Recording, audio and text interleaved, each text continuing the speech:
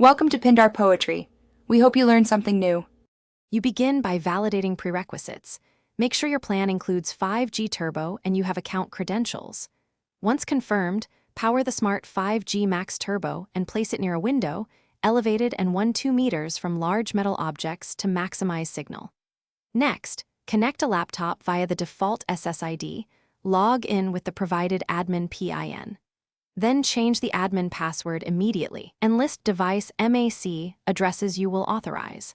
These steps get you into the router UI fast, so you can configure advanced settings. Now you configure core performance and security. In the UI, enable 5G Turbo and select the preferred band such as N78 or N41 if the router exposes that option.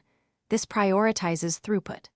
Next, set your primary SSID and choose WPA3 or WPA2 for encryption, and make a separate guest SSID with bandwidth limits. Reserve static IPs for critical devices using DHCP reservations, and enable Co-S to prioritize streaming or work-from-home traffic. Finally, check and apply the latest firmware update to ensure stability and fixes. To finish, run a speed test and check latency. You want consistent low ping and expected throughput. Once done, fine-tune channel or band steering and enable external antennas or mesh nodes if coverage is poor.